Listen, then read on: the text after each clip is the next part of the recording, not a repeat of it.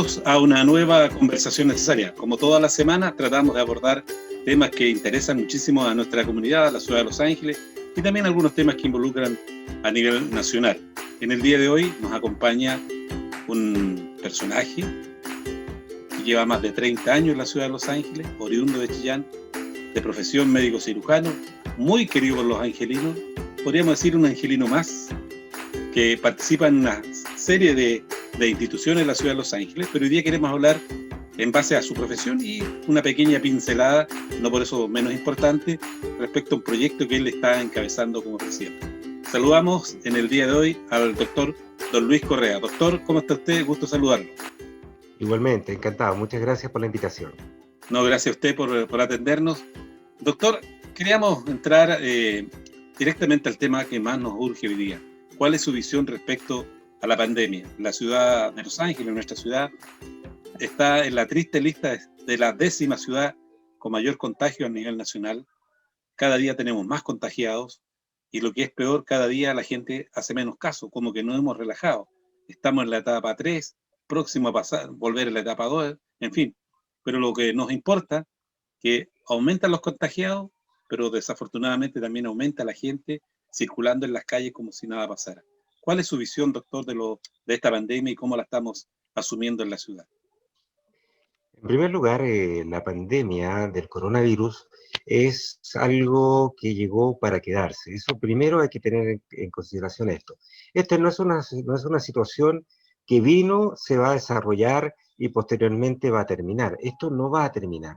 Tal como la influenza o con otras enfermedades que se llama que son endémicas, van a quedar en lo que es todo el proceso de infección año tras año y va a ir evolucionando, va a ir mutando.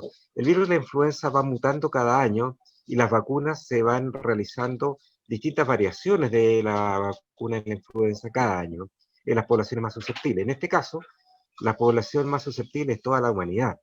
Por lo tanto, este virus va a ir cambiando y la única respuesta que vamos a tener frente a esto es sencillamente la vacuna, que va a crear inmunidad.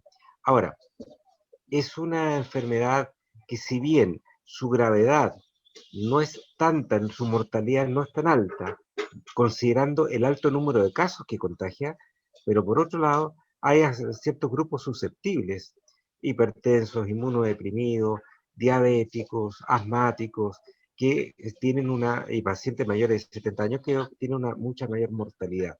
Entonces, esto es un tema que hay un llamado a la solidaridad. No sirve de nada que yo me cuide si es que no se cuida al que está a mi lado, ¿ya? Que si no se cuida aquel que está, digamos, puede ser portador asintomático de la enfermedad. Entonces, aquí es un tema que hay que llamar a toda la comunidad a preocuparse y nunca bajar las manos. Yo, tal como usted dice, hay una relajación de la actitud. He visto gente en el centro hacinada, sin respetar la distancia, fumando, sin mascarilla. Entonces, veo que hay un descriterio con respecto al manejo de estas situaciones y creo yo que es tremendamente peligroso. Yo considero de que la gente no ha tomado conciencia del real problema y cómo esto le puede significar la vida al vecino que está al lado. ¿Lo hemos hecho mal como autoridad en las estrategias que hemos asumido o nos ha faltado? ¿Qué cree usted que nos ha faltado para lograr que la ciudadanía tome conciencia? Porque en definitiva, quienes somos autoridades tenemos la primera responsabilidad. Yo creo que ha faltado tomar más en serio esta situación, si bien esta es una enfermedad que nosotros hemos ido aprendiendo sobre la marcha, que no teníamos conocimiento, la biología y las características de este virus son totalmente anómalas, son muy extrañas y no se comporta como otro virus. Yo el otro día estaba conversando con el doctor Riera, un distinguido pediatra, y me comentaba de que este virus ha desplazado todos los otros virus respiratorios que afectan en el invierno. Ya, por lo tanto, me dice que los pediatras prácticamente no han tenido trabajo, en el sentido que la enorme carga viral que afectaba el virus sincicial respiratorio y otros virus más que afectaban a los niños, simplemente no se han visto durante todo este invierno, porque este virus ha tenido tal carga que ha desplazado todos los otros virus de lo que es el ataque hacia las enfermedades respiratorias. Es un dato no menor respecto a ese tema. Doctor, ¿qué le parece a usted las estrategias que ha establecido el gobierno? Eh, la gente critica, por ejemplo, que podemos ir libremente al mall y no podemos ir aquí al Parque Laguna Laja, por ejemplo. Este asunto de poder abrir los bares, los restaurantes. Hay un trasfondo económico sin duda, pero ¿qué opinión tiene usted de la estrategia que ha establecido el gobierno? Incluso a nivel comunicacional, ¿le ha parecido un poco débil? Absolutamente débil. No solamente con el tema de salud, sino que con otros temas políticos que podemos considerar más adelante, pero ha habido una muy mala política comunicacional por parte del gobierno. No ha dejado claras cuáles son las prioridades, no ha establecido una dirección muy concreta y efectiva de cómo manejar esto. Ha sido errático por momentos, de repente declara cuarentena, de repente no la declara, de repente la levanta, de repente no. Los criterios para aplicar cuarentena, la gente no los tiene claros. Las personas de repente aparecen exigiendo cuarentena, sabiendo por otro lado que no la van a cumplir, ¿ya? O sea, yo he visto muchas veces gente hablando a través de los medios de comunicación, incluso exigiéndole al alcalde que él declare cuarentena, sabiendo que es la autoridad sanitaria la que declara la cuarentena y no la autoridad edilicia. O sea, es un absurdo, ¿ya? Por un lado. Y por otro lado, esta misma gente que está exigiendo cuarentena, ¿ya? Es la primera que no está cumpliendo, ¿ya? Con las normas básicas. Yo he sido testigo de múltiples fiestas que se han hecho, ¿ya? Incluso cerca de donde yo vivo, veo gente que se reúne, que consume alcohol, que fuma, que no usa ninguna restricción en cuanto al contacto físico ni nada, al lado de mi casa y cercano, en el mismo sector donde yo vivo. Entonces, yo veo que no hay criterio, no hay conciencia, no hay en el fondo una verdadera, digamos, preocupación. Incluso de repente uno yo le preguntaba a Carabineros, ¿ustedes pueden hacer algo? Si la fiesta se hace a puertas cerradas en un recinto particular, no pueden hacer nada, ¿ya?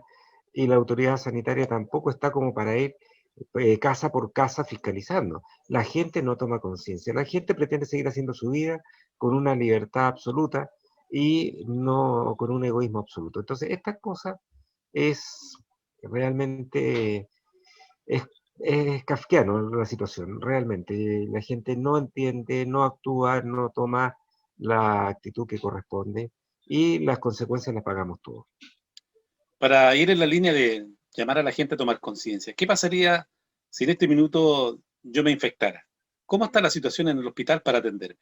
¿Es de las mejores? ¿Están relajados? ¿Tienen cupo? No, no. Cuéntanos un poco qué realidad conoce usted de lo que está pasando, porque entiendo también que usted está con teletrabajo, digamos. ¿Cuál es la situación de nuestro Exacto. principal centro asistencial de la comuna? Bueno, en esto, el doctor Luis Medina, el presidente del Colegio Médico, ayer hizo unas declaraciones en las cuales llamó a la gente a tomar conciencia de, en el fondo, de lo mismo que hemos estado diciendo. En este momento, el 85% de las camas críticas, él mismo comentaba, están siendo o están ocupadas. Ya, por lo tanto, tenemos un margen muy pequeño para poder responder a una mayor crisis, una mayor cantidad de contagiados o una mayor cantidad de pacientes graves.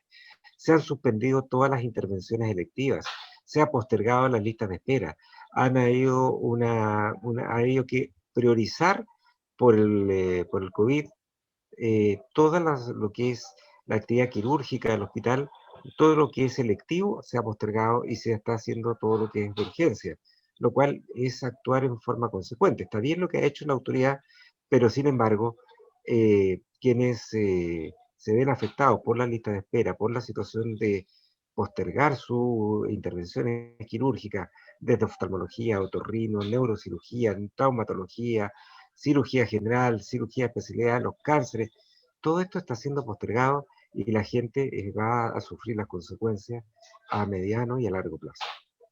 Es un tema bastante complicado. Esperamos que la gente tome conciencia. eh, un llamado, lo invito a que nos haga un llamado, usted como profesional de la salud, ¿ah? Con la ascendencia que tiene sobre los angelinos, para ver si logramos a través de este medio hacerlos tomar conciencia. ¿Qué le diría usted en especial a los angelinos? Yo tengo una frase que lo he dicho muchas veces, que cada uno es responsable de su propia salud.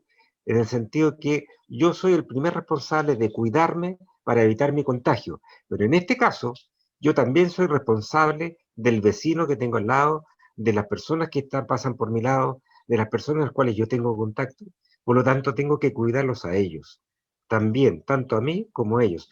Somos una comunidad y esta comunidad tiene que ser solidaria y tiene que apoyarse mutuamente. Todos tenemos que cuidarnos para cuidar al que está al lado nuestro. No es posible que los ancianos hasta el día de hoy viven aterrados en sus casas sin poder salir porque el resto de la comunidad no se cuida, no se protege y puede que un joven pueda soportar perfectamente una afección del coronavirus, pero un anciano de 70 años corre un alto riesgo de morir por eso y esa situación no hay conciencia. Pensemos en que ese anciano puede ser nuestro abuelo, puede ser nuestro padre, puede ser nuestra madre, y ellos pueden morir porque nosotros no nos hemos cuidado. Entonces, la juventud tiene que cuidarse para poder cuidar al resto de la gente. Efectivo. Esperamos que la gente tome conciencia, doctor. Pero yo quiero aprovechar esta entrevista y esta conversación para llevarlo en otra área que usted también se maneja bastante bien, que es el mundo político. Han pasado muchas cosas. Estaba revisando el otro día el calendario y estamos llenos de elecciones. No sé si la gente va a terminar cansada o aburrida con tantas elecciones que tenemos. Tenemos una primaria en nuestra provincia ahora el 29 de noviembre. En abril tenemos elecciones y así sucesivamente una serie de elecciones y han pasado hechos importantes. ¿Cuál es su opinión de la situación política que vive el país con un gobierno, con un presidente de la República con un 18% de aprobación? ¿Qué efectos cree usted que va a tener el 80% del apruebo, que fue una sorpresa para todos? Eh, ¿Cuál es su opinión sobre la situación política de nuestro país? Que en medio de esta pandemia tenemos este otro tema que ha estado bien agitado el mundo político. ¿Cuál es su visión de lo que está pasando en el país? Bueno, en primer lugar, con respecto al plebiscito y la nueva constitución, ya yo estoy totalmente de acuerdo de que haya sido aprobada. Partamos por eso, ya, porque ya la situación no va para más. Nuestra sociedad ha ido cambiando, ha ido modernizándose, ha ido madurando, ha ido en el fondo empoderándose y esa participación masiva que hubo a pesar de la pandemia y ese apruebo mayoritario sin ninguna discusión, ¿ya? Creo yo que habla de que la sociedad quiere un cambio, necesita un cambio. Ahora, la idea es que esta nueva constitución sea realmente fiel, sea fidedigna a las necesidades de las personas, a los intereses de las personas y que no sea apropiada por un grupúsculo pequeño, como ha sido todas las otras constituciones a lo largo de nuestra historia y que en el fondo haya una participación mayoritaria, que haya constituyentes que puedan hacer de las personas mayormente capacitadas. He escuchado, sin hacerles propaganda, pero amigos míos como don Luis Barceló, ex gobernador, va a ser candidato constituyente, yo espero que él sea una de las personas que estén presentes, a don Mario Ríos Santander, creo que sería un excelente constituyente porque es gente con experiencia, con conocimientos, con sabiduría.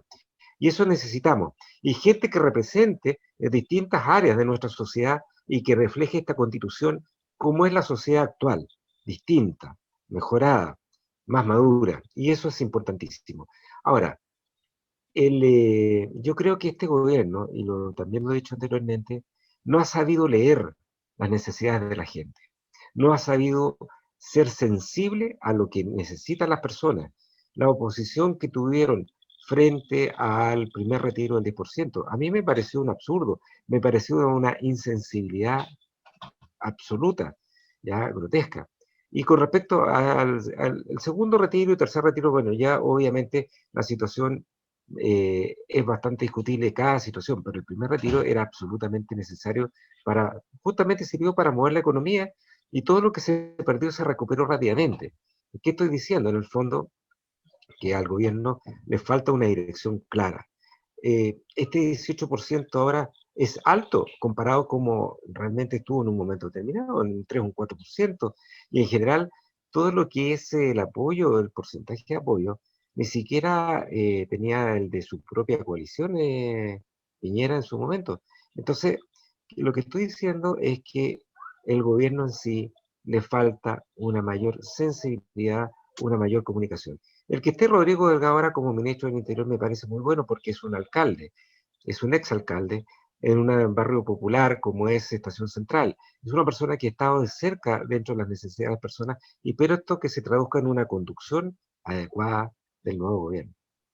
A propósito del alcalde, escuchaba el otro día, del alcalde como ministro del Interior, escuchaba el otro día una expresión, yo siempre ando escuchando programas políticos, y alguien hizo la siguiente pregunta y me gustaría que usted me ayudara a reflexionar al respecto. ¿Cuánto vale el voto del ciudadano?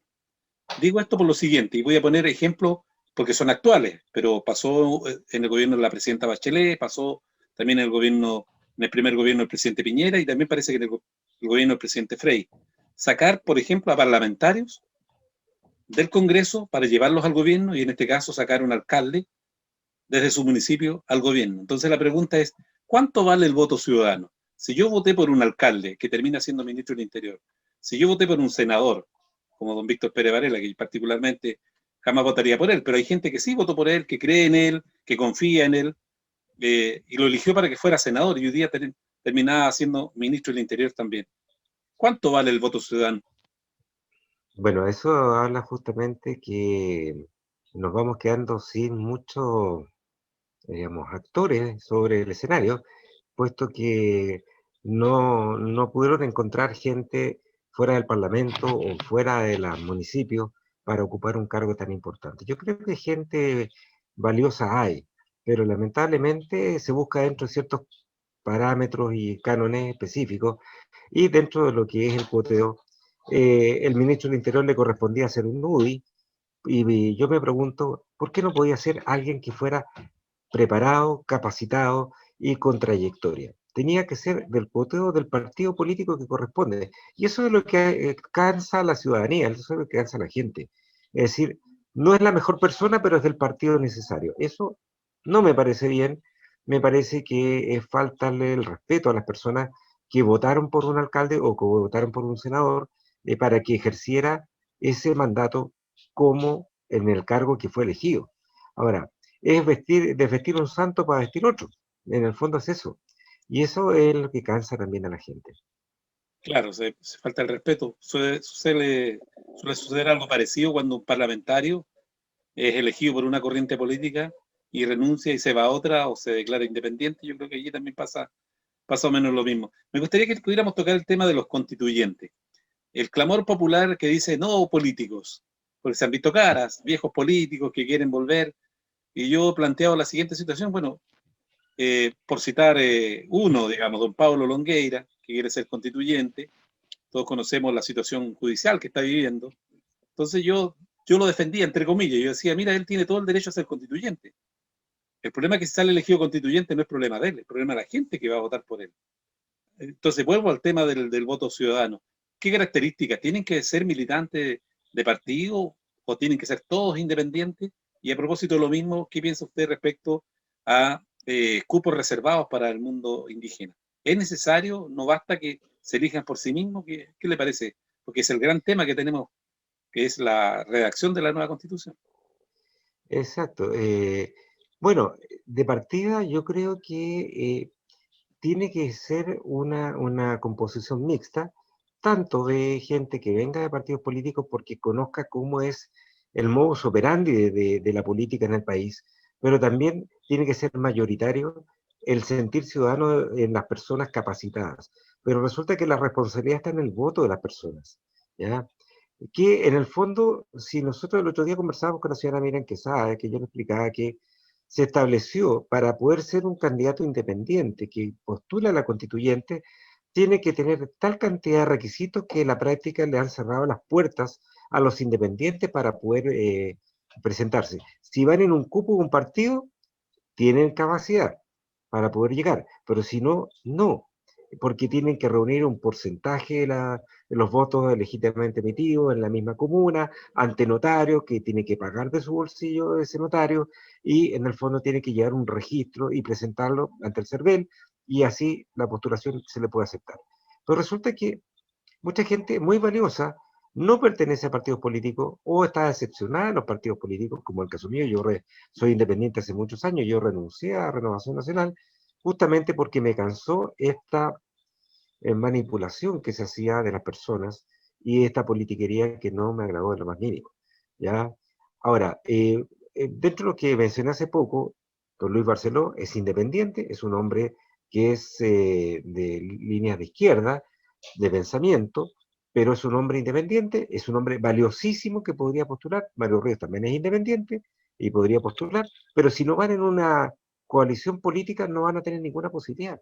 Entonces, eso no es bueno. Yo creo que tiene que abrirse las puertas para que el ciudadano pueda elegir a quienes considera, pero para que uno pueda estar en la lista de los elegibles, tiene que ir con el respaldo de un partido político y obviamente eso tiene sus consecuencias.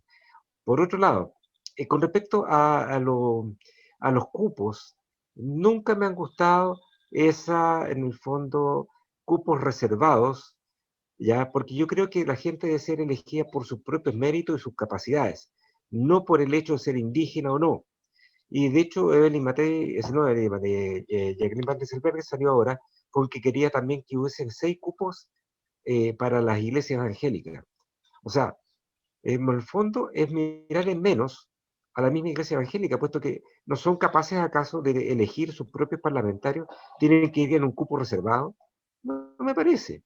Ahora, el cupo para los indígenas es necesario. Tenemos varios parlamentarios que son representantes de las culturas indígenas, Aymara, Mapuche y otras más, que en el fondo han ganado legítimamente en las urnas su derecho a estar presentes. Y candidatos y parlamentarios evangélicos, hay una verdadera bancada evangélica que es transversal, ¿ya? Que está en el Parlamento. Y no hay ningún problema en que ellos sean elegidos. Si son las mejores personas, ningún problema. Pero ese sesgo a favor de alguien por ser de una etnia o de una religión determinada, no me parece.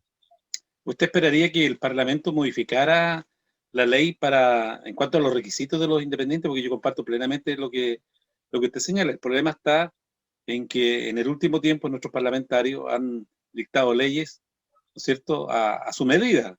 Usted citaba a Miriam Quesada. Ella, siendo autoridad de esta comuna, tiene que renunciar un año antes para poder postular a otro cargo.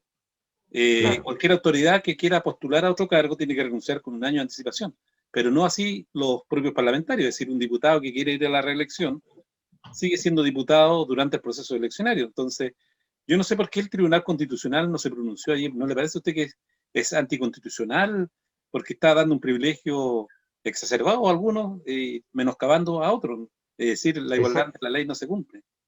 exactamente, no hay igualdad ante la ley. Tenemos nuevamente, le caemos en el tema de ciudadanos de primera y segunda clase. La clase política en sí protege sus privilegios, ¿ya? Y aumenta la carga al resto de la ciudadanía, porque en el fondo ellos pretenden perpetuarse y obviamente eso, ellos no van a querer renunciar a su privilegio. Y eso no es justo. Y eso es lo que tiene molesta a la ciudadanía y eso es lo que tiene también amargada a gran parte de la sociedad chilena. ¿Cuál cree usted que será la reacción de la ciudadanía si no se cumple el que participe un número no menor de independientes y sean al final la mayoría de los constituyentes y militantes de los partidos políticos? ¿Cuál cree usted que va a ser la reacción? ¿Un nuevo rechazo a la constitución nueva que se haga? ¿Qué cree? Yo creo que en el fondo se va a seguir incubando el malestar que existe en la ciudadanía, en el ciudadano común, en forma transversal, frente a lo que es la sociedad gobernada por una cúpula de políticos que son todos en el fondo aliados entre sí, si ese es todo. ¿Ya? Hay en el fondo un contubernio que es realmente amoral. Pareciera ser, pareciera ser. Bueno, esperamos que la ciudadanía siga participando, pero no puedo terminar esta parte de la conversación porque quiero explotarlo bien. ¿Cuál es su opinión como angelino ya radicado en nuestra ciudad de lo que ha pasado en la ciudad en el último tiempo? ¿Qué visión tiene usted de la ciudad? ¿Cree que vamos bien, vamos mal? ¿Cuáles han sido las principales objeciones que ha tenido la actual administración municipal y también el cuerpo concejal del cual yo formo parte? A ver, en general, yo ya prácticamente soy un angelino radicado aquí, ya van a ser, son 28 años que llevo acá en Los Ángeles y estoy muy contento y muy agradecido de esta ciudad. Yo la quiero mucho. Ahora se necesita que haya una mayor participación ciudadana, pero lamentablemente en el tema de la pandemia nos ha limitado mucho. Necesitamos más cultura, más participación, mayor desarrollo de actividades deportivas, y para eso necesitamos que la pandemia se controle. Una vez que esté controlada la pandemia, necesitamos principalmente cultura y deporte, ya mayor conocimiento, mayor educación, mayor fortalecimiento de lo que es el respeto al ciudadano, mayor participación ciudadana. Todas esas cosas son muy necesarias. Y a propósito de la cultura, quiero llevarlo al último tema que me parece tremendamente relevante. Fue una gran noticia que conocimos hace poco, cercano a los 2.000 millones, tal vez un poquito menos. Va a recibir la agrupación de restauración de la Capilla San Sebastián del Hospital de Los Ángeles, de la cual usted es presidente. Nos gustaría que nos contara un poco cómo se gestó todo este proyecto, cómo consiguieron los recursos y cuáles son las etapas que van a venir más adelante de este emblemático proyecto de recuperación de nuestra capilla. Sí, de partida, dos cosas. Primero, es un proyecto que costó 10 años de lucha, de trabajo, y segundo, son más de 2.000 millones, pero estos 2.000 millones no los recibe la agrupación nuestra, sino que va al Ministerio de Obras Públicas, el cual canaliza a través de una licitación absolutamente transparente, pues lo digo para que no haya ningún problema, ¿ya? Y el Ministerio de Obras Públicas es el que gestiona, ya llama a licitación y que ejecuta las obras que empezaron ya todo el proyecto de organización de los trabajos. Se continúa en el 2021 y el 2022. Si Dios permite, en marzo del 2023 está programado ya que podamos inaugurar, ya lo conversamos con nuestro obispo y Bacareza, y podamos tener la misa en marzo del 2023 para inaugurar con toda la satisfacción esta gran necesidad, porque es el único centro cultural que tenemos.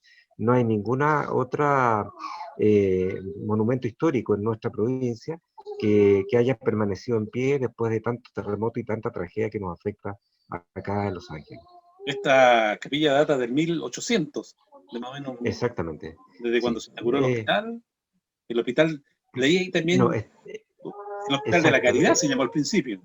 Exacto, era un hospital de beneficencia en manos de las monjitas que posteriormente los médicos de Los Ángeles propusieron a la municipalidad que se construyera este hospital de beneficencia, y finalmente el año 46 se construyó lo que fue el hospital definitivo. Y finalmente nosotros empezamos ya alrededor del año 2000 con el proyecto de normalización final, y quedó en el centro, en el corazón mismo de nuestro complejo asistencial, cosa única por las características que tiene en nuestro país, y el centro de nuestro hospital es la capilla de Los Ángeles. Afortunadamente tiene bastante espacio para el lado, digamos, no quedó completamente encerrada dentro del tremendo edificio que se construyeron en torno a la capilla. Sí, no, justamente una de las condiciones del monumento histórico es que tenía que tener los espacios y los jardines necesarios, adecuados, para posteriormente que se puedan hacer ceremonias. Y va a ser un centro no solamente religioso, católico, sino que va a ser ecuménico por otro lado, y por otro lado va a ser cultural. Por lo tanto, va a cumplir varias funciones que vamos a poder ejercer y vamos a poder entregar hacia toda la comunidad. Que bueno, lo felicito, doctor, usted como presidente, harto trabajo tuvo al respecto. Yo quiero Muchas gracias. agradecerle, doctor, esta conversación. Hemos paseado por tres temas tremendamente importantes. Al día de hoy, más de 14.000 fallecidos, no es una cifra menor, ¿ah? A Claro. producto de la pandemia. Usted nos hacía un llamado, le voy a dar las palabras finales para que insistamos en este tema. Hemos conversado de política, que también es un tema bastante apasionante, y finalmente del tema cultural, a propósito de lo que usted decía. Tenemos que crear más espacios culturales para relajarnos y botar este estrés que nos ha producido esta pandemia. Doctor, muchas gracias por acompañarnos. Quiero dejarle las palabras finales para que nos invite nuevamente como especialista a los angelinos a tomar conciencia y a cuidarnos. Muchas gracias por la invitación y por la oportunidad de comunicarme. Y la idea es hacer un llamado a toda la comunidad de que se cuiden a sí mismos y cuiden a sus seres queridos. Y sus seres queridos somos la comunidad entera. Cuidémonos todos para superar esta situación, esta pandemia que llegó para quedarse, y hay que saber enfrentarla día a día y el resto de nuestras vidas. Gracias, doctor. Y a ustedes que Muchas gracias. nos escuchan y nos están viendo, les dejamos este video para que lo puedan compartir, para que nos hagan llegar también sus comentarios, que siempre estamos atentos a ellos para ir mejorando. y nos volvemos a encontrar nuevamente en otra conversación necesaria. Que estén muy bien.